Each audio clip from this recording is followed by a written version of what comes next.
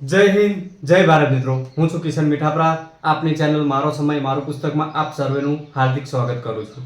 હવે આજે એક નવી ભરતી લઈને આવ્યો છું કે સરકારે જે નવી ભરતી બહાર પાડી છે એના વિશે સંપૂર્ણ માહિતી લઈને આવ્યો છું કે ક્યારે ફોર્મ ભરાવાના છે, કેટલી વયમર્યાદા છે, કેટલો અભ્યાસ માંગે છે, ક્યાં ફોર્મ ભરવું, કઈ વેબસાઇટ ઉપર જવું, એ બધી સંપૂર્ણ માહિતી આપવાનો છું. તો વિડીયોના અંત સુધી બનાવી રહેજો તો તમને સંપૂર્ણ માહિતી મળી જશે.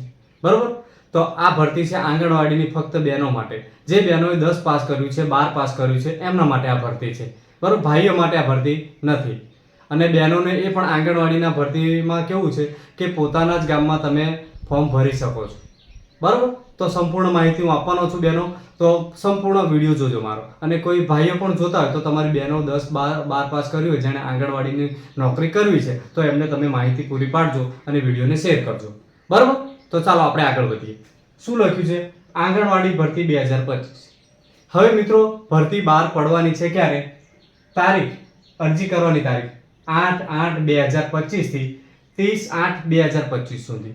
એટલે કે આજે તારીખ થઈ 7/8/2025, 7 ઓગસ્ટ છે આજે. તો 8 ઓગસ્ટથી ઓફિશિયલ વેબસાઇટ પર ભરતીની પ્રક્રિયા શરૂ થઈ જશે. એટલે કે અરજી તમે કરી શકો છો. ક્યાં સુધી? 30 ઓગસ્ટ 2025 સુધી. ટોટલ 23 દિવસ તમને ફોર્મ ભરવા માટે આપવાના છે.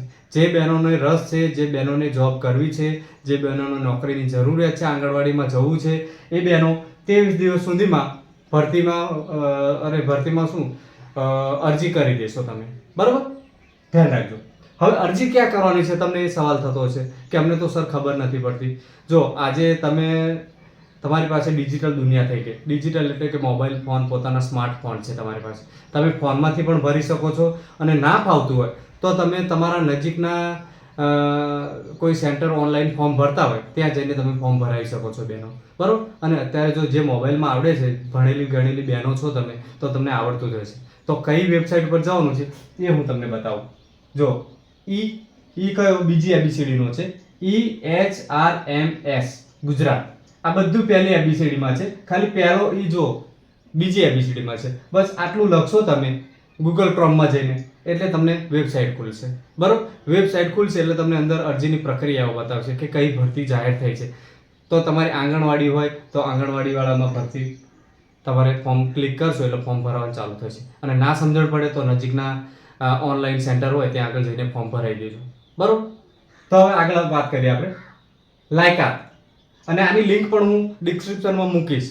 બરોબર? ધ્યાન રાખજો. તો લાયકાત શું છે એ પહેલું જોઈએ આપણે. લાયકાત આંગણવાડી તેડાગર બહેનો માટે 10 પાસ છે. આમાં બે પ્રકારની આંગણવાડી બહેનોની જોબ છે કે એક તેડાગર અને એક કાર્યકર. એ તમને ખબર જ હશે. બરોબર? તો આંગણવાડી તેડાગર 10 પાસ છે. પછી આંગણવાડી કાર્યકર 12 પાસ છે. કદાચ તમને બોર્ડ ઉપર અક્ષર ના ઉકળે તો વાંધો નહીં, જે લખ્યું છે હું બોલું છું બહેનો, તો ચિંતા ના કરતા. આંગણવાડી તેડાગર 10 પાસ ઉપર છે અને આંગણવાડી કાર્યકર 12 પાસ ઉપર છે. અને જો જે કાર્યકરમાં ફોર્મ ભરવા માંગે છે પણ 10 પાસ છે તો કેવું પાસ હોવું જોઈએ? અથવા ધોરણ 10 પાસ પછી 2 વર્ષ ડિપ્લો કરેલું હોવું જોઈએ તો તમે કાર્યકરમાં ફોર્મ ભરી શકો છો બહેનો. બરોબર? તો આ હતી લાયકાત વિશે. હવે ઉંમર કેટલી માંગે છે એ હું તમને કહું કે ઉંમર 18 થી 33 વર્ષ હોવી જોઈએ તમારી. હવે સમજો કે કાલે કોઈ બેન ફોર્મ ભરવા જાય છે તો એમને 18 વર્ષ પૂર્ણ થઈ ગયેલા હોવા જોઈએ. બરોબર? અને કાલે કોઈ બેન ફોર્મ ભરવા જાય છે તો એને 33 વર્ષની અંદર હોવા જોઈએ તો એ ફોર્મ ભરી શકશે. એટલે ખાસ વય મર્યાદા ધ્યાન રાખજો, 18 થી 33 વર્ષ. બરોબર? ચલો આગળની માહિતી. જરૂરી ડોક્યુમેન્ટ. હવે ડોક્યુમેન્ટ શું શું તમારે રાખવાના છે ફોર્મ ભરવા માટે એ ડોક્યુમેન્ટ તરફ જઈએ આપણે. લિવિંગ સર્ટિફિકેટ, શાળા છોડ્યાનું પ્રમાણપત્ર. બીજું જાતિનું પ્રમાણપત્ર. તમે કઈ જાતિમાં આવો છો? SC/BCમાં આવો છો, SCમાં આવો છો કે STમાં આવો છો, જે પણ કાસ્ટમાં આવતા હોય એ જાતિનું પ્રમાણપત્ર તમારે દર્શાવવું પડશે. ઓરિજિનલ લઈને જવાનું છે આ બધું. બરાબર? ધોરણ 10-12ની માર્કશીટ આ પણ ઓરિજિનલ લઈ જવાની છે તમારે. જેને 10મા ઉપર ભરવાનું છે 10માનું લઈ જશે, 12મા ઉપર ફોર્મ ભરવું છે અને 12માનું લઈ જવાનું છે. બરાબર? માર્કશીટ. પછી બીજું દરેક પ્રયત્નોની માર્કશીટ. એટલે કે તમે 10મામાં સમજો કે 2 ટ્રાયલે પાસ કર્યું છે તો એ માર્કશીટ તમારે લઈ જવી પડશે. અથવા કે 12મામાં તમે 2-3 ટ્રાયલે પાસ થયા છો તો એ પણ માર્કશીટ સાથે લઈ જવી પડશે મિત્રો. કારણ કે ત્યાં ફોટો અપલોડ કરવાના રહેશે એટલા માટે. બરાબર?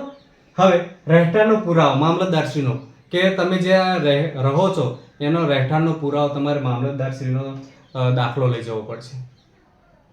બરોબર. આગળ સેલ્ફ ડિક્લેરેશન એટલે કે સ્વઘોષણા પાત્ર. બરોબર. સ્વઘોષણા પત્ર તમારે ત્યાં અપલોડ કરવાનું રહેશે. પછી વિધવા અંગેનું પ્રમાણપત્ર. જો તમે કોઈ બેન વિધવા છે ને એમને ફોર્મ ભરવું છે તો એમના માટે જ છે આ. બરોબર. વિધવા અંગેનું પ્રમાણપત્ર જે લાગુ પડતું હોય તો, ના લાગુ પડતું હોય કંઈ જરૂર નથી. પછી આંગણવાડીનું અનુભવ અંગેનું પ્રમાણપત્ર. જો લાગુ પડતું હોય તો તમારે આ કોઈ અનુભવ હોય તમને તો તમે એ બાબતનું પ્રમાણપત્ર બિડાણ કરી શકો છો. શું તમને આગળ ઉપયોગમાં આવે ને એનો ફાયદો થાય એના માટે. બરોબર. હવે તમને એમ થતું હશે કે સર બધી માહિતી તો તમે આપી દીધી, પણ પગાર શું હોય છે? હવે પગારમાં એવું છે કે જે બહેનો ઓલરેડી આંગણવાડીમાં છે, કાર્યકરમાં છે, એમને તો પગાર છે એ તો એમને ખબર જ છે. બરોબર. તો પણ હું જણાવું છું કે જે તેડાગર બહેનો છે એમનો સ્ટાર્ટિંગ પગાર હશે 5500 રૂપિયા, 5500 રૂપિયા. અને જે કાર્યકર બહેનો છે એમનો પગાર છે 10,000. તો આવી રીતે બેનો અલગ અલગ પગાર છે મિત્રો. તો ફોર્મ ભરાવાના શરૂ થઈ જશે કાલથી 8/8/2025 થી 30/8/2025 સુધી. મેં હમણાં વેબસાઇટ લખી હતી અને છતાં હું લિંક મૂકી દઉં છું મારી ડિસ્ક્રિપ્શનમાં, ત્યાં તમે જોઈ લેજો. બરોબર. જે બેનો મોબાઈલથી ફોર્મ ભરવા માંગે છે ભરી શકે છે. તો કોઈ મોડું કર્યા વગર 8/8/2025 30/8/2025 સુધી તમારા ફોર્મ ભરાવાના છે. ટોટલ 23 દિવસ છે બેનો. તો કોઈ ટાઢી મરજી રાખ્યા વગર તમે ફટાફટ ફોર્મ ભરી આવજો બેન. કારણ કે છેલ્લી તારીખે તમે ભરવા જશો તો ક્યારેક શું હોય, સર્વરના પ્રોબ્લેમ હોય છે, તો કોઈના ફોર્મ ભરાતા નથી, કોઈ રહી જાય છે.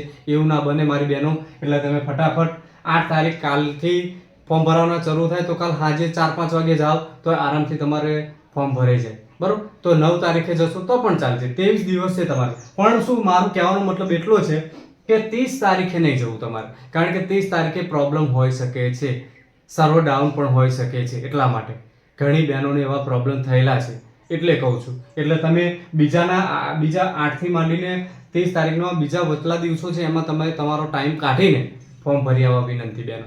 બરોબર. તો જે બહેનોનો રસ છે આંગણવાડીમાં એ બહેનો ફોર્મ ભરવા જઈ શકે છે. બરોબર. આ તમે આ બધા જો અહીંયા મેં લખ્યા છે જે જરૂરી ડોક્યુમેન્ટ, આ ડોક્યુમેન્ટ પુરાવા કમ્પ્લીટ હોવા જોઈએ તો તમે ફોર્મ ભરી શકશો બહેનો. આમાંથી કંઈ ઓછું હશે તો નહીં ચાલે. કઢાવવાનું હોય તો કઢાવી લો. કોઈએ જાતિનું પ્રમાણપત્ર ના કઢાવ્યું તો બહેનો જાઓ અને અત્યારથી આજથી કામે લાગી જાઓ અને કઢાવી લો. 2 દિવસ કે 1 દિવસ થાય છે કાઢતા. બરોબર. બહુ ટાઈમ લાગતો નથી. અને તમારા ગામમાં જ તમને નોકરી મળે, 10,000 પગાર સારો કહેવાય. તમે તમારું ઘરકામ પતાવીને શાંતિથી તમે નોકરી પણ કરી શકો છો. તમારા બાળકોની સાર સંભાળ રાખતા જાઓ, પરિવારનું ધ્યાન રાખતા જાઓ અને તમે સાઈડમાં નોકરી પણ કરતા જાઓ અને આર્થિક ટેકો તમારા પરિવારને થઈ શકે બહેનો. બરોબર. જે બહેનો 10 અને 12 પાસ છે એ બેસી ના રહેશો બહેનો. ટ્રાય કરો, ઘરની બહાર નીકળો અને મહેનત કરો. અને તમારી નજીકની આંગણવાડી છે, તમારે ક્યાંય બહાર જવાનું નથી, તમારા ગામમાં જ છે, એટલે નોકરી તમારી સરળ પડશે. તમારા નાના બાળકો હોય તો પણ તમે સાચવી શકશો, તમારા પરિવારનું ધ્યાન રાખી શકશો બહેનો. બરોબર. તો ફોર્મ ભરી દેજો અને આગળની જે પણ માહિતી છે હું આપતો રહીશ. બરોબર. તો વિડીયો ગમ્યો હોય તો લાઈક કરો, શેર કરો, સબસ્ક્રાઈબ કરો ચેનલને અને તમારા નાનો ભાઈ ગણો કે મોટો ભાઈ ગણો, ભાઈને સપોર્ટ કરતા રહો બહેનો. Thank you very much. ચલો, જય હિન્દ, જય ભારત.